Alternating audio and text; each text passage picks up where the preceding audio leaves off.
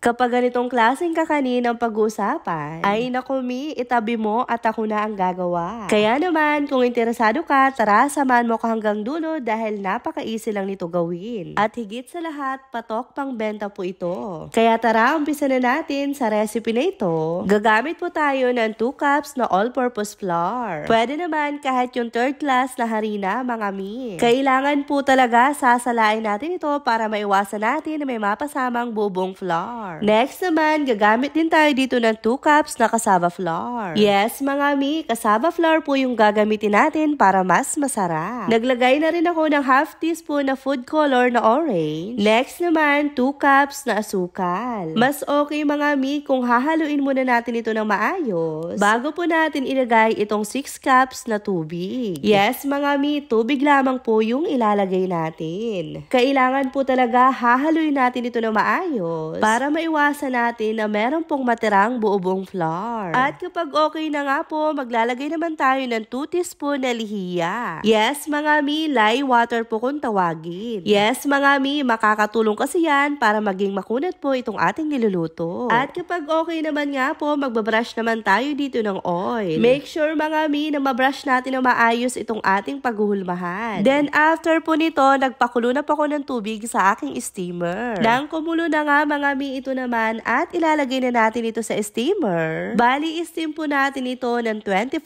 minutes. Sa katamtamang apoy po mga mi. At habang nag-steam tayo niyan, dumako naman tayo dito. Gumamit pa ako ng 2 cups na glutinous rice flour, 1/2 cup na brown sugar, 1/2 teaspoon na food color na orange. Then, hinalo ko lang po ito ng maayos. Saka naman ako naglagay dito ng 2 cups na tubig. Dito mga mi, make sure din po natin na wala pong mapasamang buong flour. At nang okay na nga mga mi, maglalagay naman ako ng 2 teaspoon na lye water. At makalipas nga lang pang 25 minutes mga mi, ito na nga at kukunin ko na yung ating isinalang. Saka naman po natin ilalagay sa ibabaw itong ating hinalo na glutinous rice flour. Bali ito po yung kokompleto dito sa ating recipe. I-steam po natin ulit ito ng mga 15 minutes. Make sure mga mi na merong tela yung takip ng ating steamer. Then i-steam natin yan ng 15 to 20 minutes. At makalipas nga lang po ang 15 minutes mga mi, chinek ko siya. So okay naman na po. Kaya naman hahanguin ko na ito.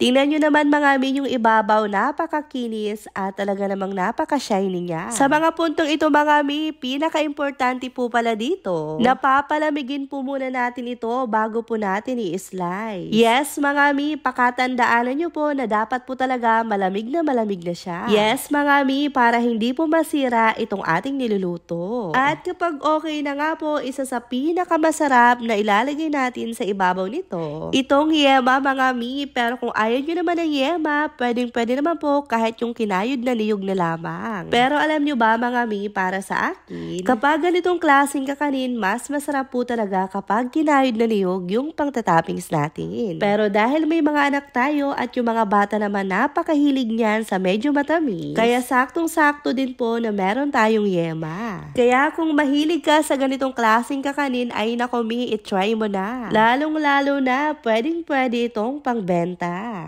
Ako ng coins dito sa aking nilalaro. Kaya naman, nakapag-withdraw na rin ako. Ito yung madalas nilalaro ko dito mga mi, itong color game. At isa na rin itong mines. Dito kasi mga mi, nakakatuwa naman kasi kahit piso-piso lang, or kahit magkano lang, pwedeng-pwede mong mapalago dito. Bukod sa color games at saka sa mines, meron din sila ditong tong-et. Kung hindi ka naman mahilig at magaling maglaro ng tong-et, pwede mo rin subukan itong lucky fruits mga mi. Madalas, ito yung nilalaro ng kapatid ko kasi napaka-easy lang manalo. At napaka-easy lang din maglaro dito. Kaya kung interesado ka, tuturuan kita kung paano mag-register dito. Gamit lamang yung cellphone number, gagawa ka ng password mo. Then yung verification code na sisend sa number mo, and then yung referral ID na nasa comment section. At kapag nakompleto mo na yan, confirm mo lang yan, agad-agad meron ka ng account. At meron silang pa-daily bonus dito mga mi. At kung gusto mo rin pala ng extra income habang naglalaro ka dito, pwede ka rin maging agent nila. Kaya kung interesado ka, mag-download at mag-register na, nasa comment section po yung ating link.